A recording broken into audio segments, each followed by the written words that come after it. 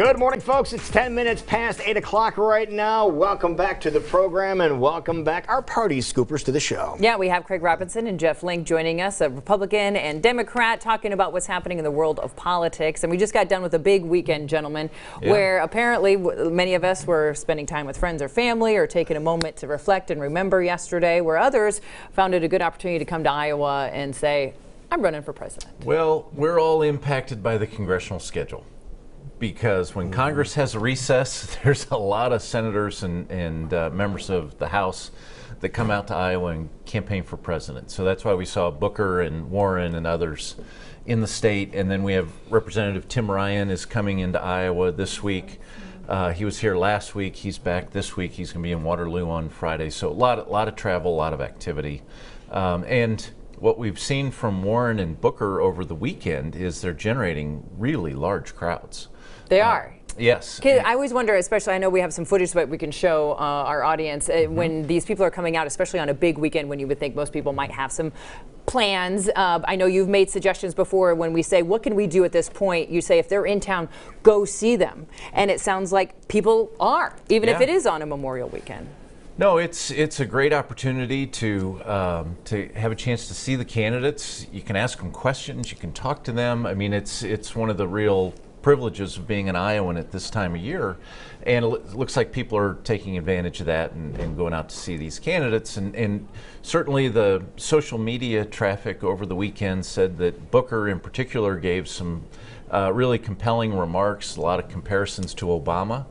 And that he had a crowd of 400 or 500 here in the metro area, and really got people fired up. No, a turnout of 400 or 500 this early, is that pretty good? Yeah, absolutely. Okay. And in fact, Elizabeth Warren had, I think, 400 in Ottumwa, and they were expecting 70. So really, when you expect a normal size crowd for an area, and then you get 4 or 5 times that, it's kind of interesting to watch. It's an indicator of some change in the works, possibly. Well, I don't know. I think, like we said, people are kicking the tires on a lot of these candidates. I think the race is very fluid and very flexible.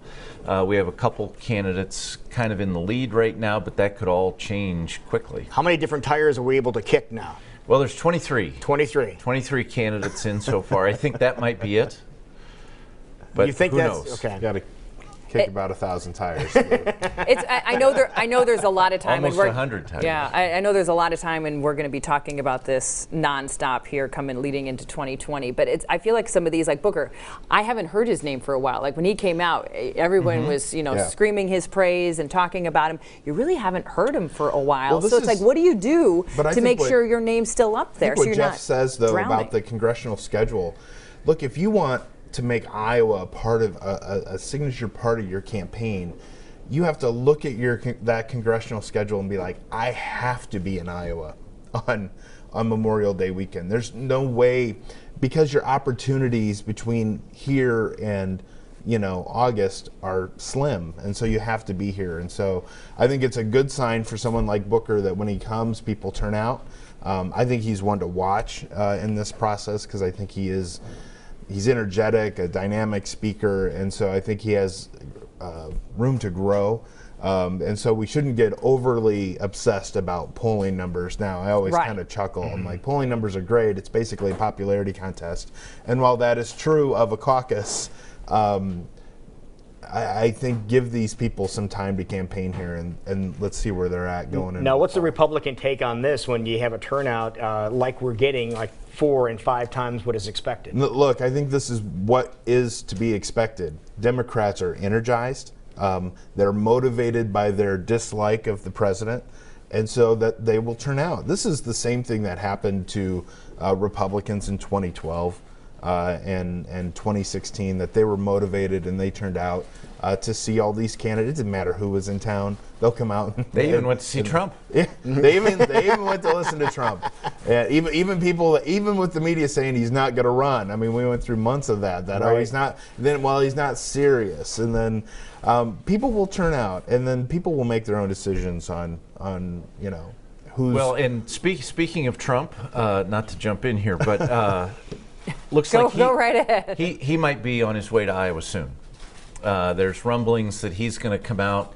You know, he's taken a beating in rural Iowa for trade and tariffs. The farm economy's really continuing to take a dive, even though the rest of the economy is doing okay.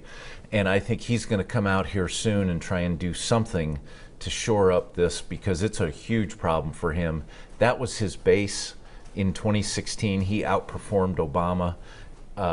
Obama's 2012 numbers in 2016, particularly in rural Iowa.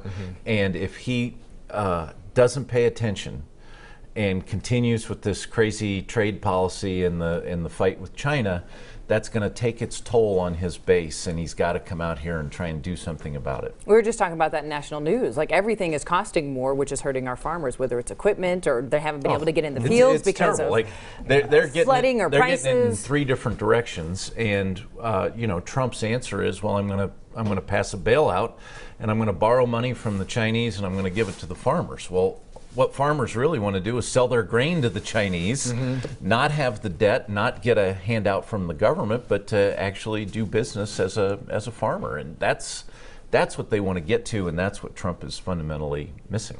So look for the president. He's coming back to America from, I believe, Japan today, and then he is going to be making his way. Yeah, and slowly it's to probably good he gets out of Japan. Like, this is a country that has made it their personal endeavor to try and warm up to this guy, to President Trump, and he just was over there and was basically offensive to one of our great allies, one of the prime ministers who's done the most to reach out to Trump. I don't understand what the point of Now, his- for those people that might not understand what you mean, he was offensive to him. What are you talking about?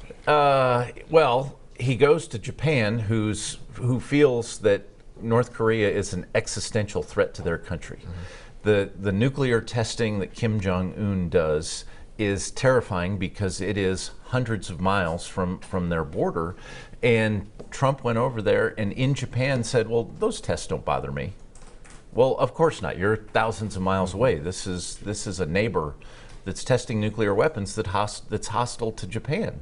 And so just this whole relationship with Kim Jong-un is kind of a dance that Japan has to sort through, and I just don't think Trump handled it very well. Well, remember the last time that he was over there, the Secretary of State was over there, one of the first visits back for Pompeo was in Iowa. So I think that this could be a pattern where we will see someone high in the administration in Iowa soon. I think that's a good prediction from Jeff. Is there anything on the, looking ahead toward getting things straightened out with China in the near future or not? Well, look, I mean, this has been going on now for, almost More than a year. 8 months. Is there a reason that we haven't seen Branstad in this? When we thought we had an ultimate ally as a former governor now going over there, that there'd be any just mention of him in relationships. Why have we never even heard his name brought up in any of this? I think that his role is, I think it's critical that he's in the spot that he's in. I think he's probably very limited at what he can do in terms of, when you're the ambassador to China, you are basically the conduit for communication between the Chinese government and the United States government. And so we know the position of our president. And so even if Terry Branstad doesn't like what's going on, he's limited what he can do. His advantage is that he has a relationship with the president of China, and he can, kind of try to calm that side down a little bit. But I think he's handcuffed at what he can actually accomplish. I mean, in deference to the ambassador, he's not the boss. Right. Like, he's got Donald Trump to deal with, and Donald Trump wants to pick a fight with China. He promised he would pick a fight with China during the campaign. He's come through on this promise to the detriment of the rural economy in Iowa. And so Branstad can't really do anything about it. He's appointed by the president. We're now into the second round of providing some relief to farmers through a giveaway, and so we'll see. Can that continue? And if this thing needs to wrap up, I think, before a presidential election cycle. Otherwise, I do think there'll be a noticeable change at the polls. But well, here's the challenge. And if you talk to Secretary Vilsack, the real problem here is that the soybean market that the United States had built up over the last decade, where we were selling millions of tons of soybeans to the Chinese, that market's gone. Right, they're buying their soybeans from South America and other places. It's the largest market on the globe. It's gone. It's gone. And even if we fix the tariffs, they now have distribution channels with the growers in South America. We are not getting that market back for decades. Right? We're going to have to compete on price. We're going to have to find some way to make our soybeans better than soybeans from South America. We spent decades building that market up, and he destroyed it in a year. That's going to last for a long, long time. We're going to have to figure out something to do long term there. All right, so a lot of work to be done. Okay. Well, thank you, gentlemen. We appreciate that, and we'll keep an eye on what's happening in the world of politics, and we'll meet here next week. Don't go too far. It's